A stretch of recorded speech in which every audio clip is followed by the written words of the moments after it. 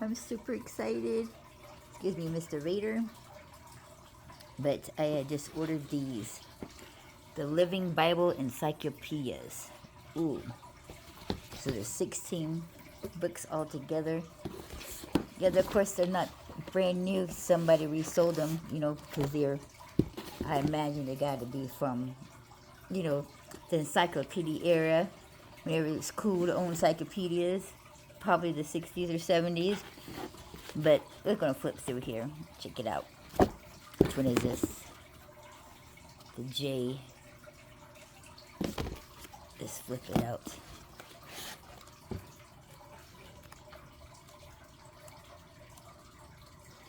Oh, that's cool. That must have been about Moses. Oh, I love it. Not just, is it, you know, somebody doing an artistic drawing, but it actually has pictures of the city back in the day, so that is cool. Cool, cool, cool, cool, cool. Loving it.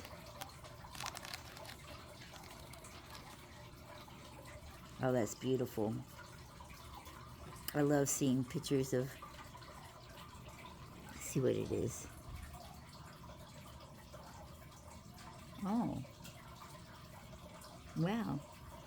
On top of Zion. That is cool.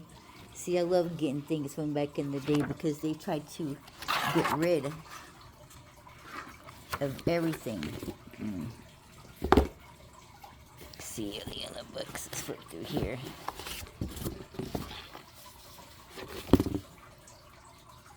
A.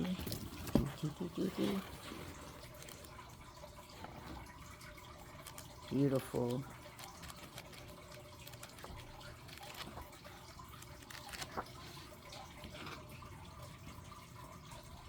Deviations. Oh, I can't wait to sit here and look up on these. Let's grab out some more. Just flip through them real quick so we can get a quick view looking at some of the... Ooh, what's that? What was that? What was that? What was that? Go back, go back, go back. Oh, check it out. Now, I ordered these off of Amazon, and there wasn't that many on there, but there was different buying options, so there's got to be more than one. But when I put this in the cart and bought it, it said it was the last one. But that could have been just from that seller. There's probably somebody else. But it was called the Bible Encyclopedias. I remember back in the day, my mom ordered the encyclopedias. We had the Walt Disney version of the encyclopedias. And I got my butt busted. Boy, did my butt get tore up. Why? Because I like to collect frogs and crawdads and stuff. And so, to give them a home in my room, I took the Disney encyclopedias and built them a castle out of the encyclopedias and used pom-poms as the grass. And it, man, my room had to stink or something. But I had all these frogs and all these crawfish and the castles. You know, what perfect way to make a castle than to use the Disney books to make a castle. Because, you know, Disney was nothing about castles. So I had all these frogs and crawdads in my room. In the castle fort that I built them. Using the encyclopedias, which probably cost them a fortune because it was Disney after all. It's too funny. And for some reason, that had popped into my mind, so I went to go, not to get Disney, obviously because that's satanic. But I was looking at encyclopedias because I wanted to, you know, I'm not very, my learning disabilities, what have you not, so I just feel like this would be a great way for me to learn better words and this and that besides just a thing on dictionary. So then I had to come across, and this just happened to pop up. By God, I believe so. So I was like, oh yes, I'm getting it. Now, when I first seen it, and I added it, put a heart on it to add it, ooh, the personality of Jesus, add it to the cart, it was like $100 and something. But, you know, I had put a heart on it and waited until I, you know, got paid. Then when I went to go order it and got paid $66. Bet, son. Look at this. So yeah, I was like, yeah, definitely got it. And then when I got it, it said it was the last one, but there could be more on there from different sellers.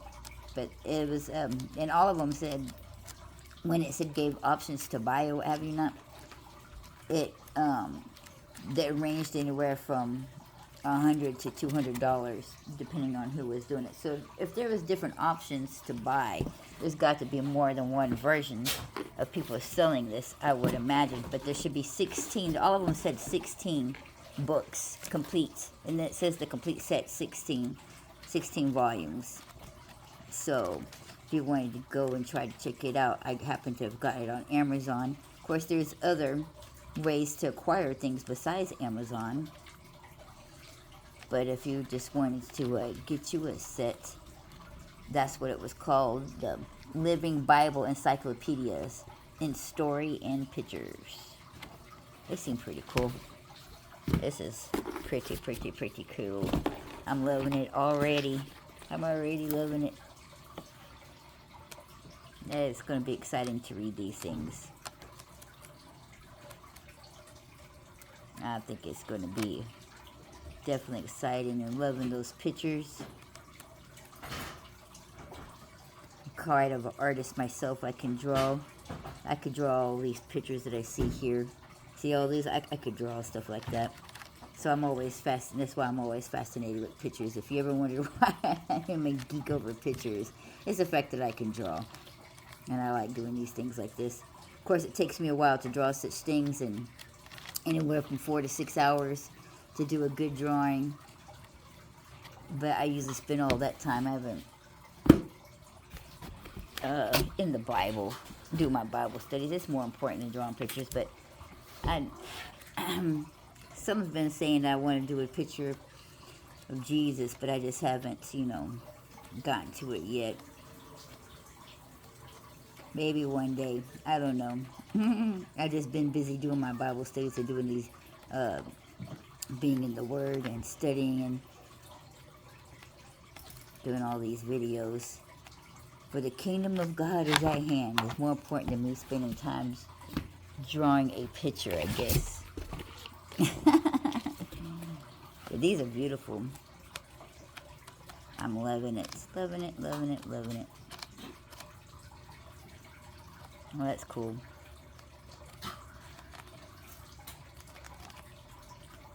Definitely worth the 60 bucks that I spent.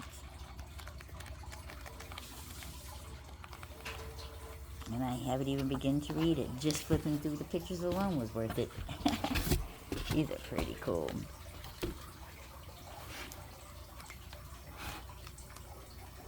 Wow. I love it when they show the real pictures of the artifacts and of how the places look in that time.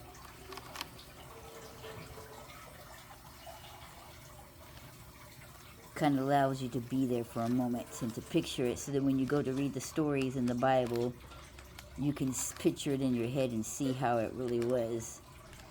And it's because of these pictures that when I go to say, when everybody talks about how this preaches and talks about how Jesus was writing in the sand, nowhere in the Bible does it say that he wrote on the sand. It said he wrote on the ground.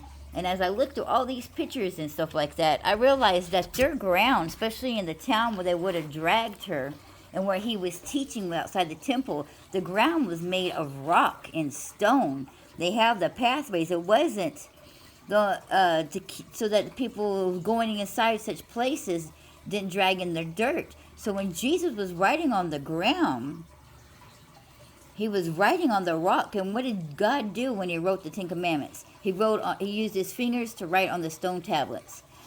When that King Nebuchadnezzar's son was drinking and decided to take the stolen cups from Jerusalem to drink out of them with his harlots and his whore, God got mad. And what did he do? He wrote on the wall. They didn't have sheetrock back in that day. And it wasn't in a tent in that palace. It was a stone wall. So God didn't use his finger to write on the wall. Just as Jesus was saying that I am, when he wrote on the ground, he wrote on the rock and stone. That's why the Pharisees walked away. He was proving that he was the I Am because he wrote in the rock. That's where I get that from, if you're ever wondering.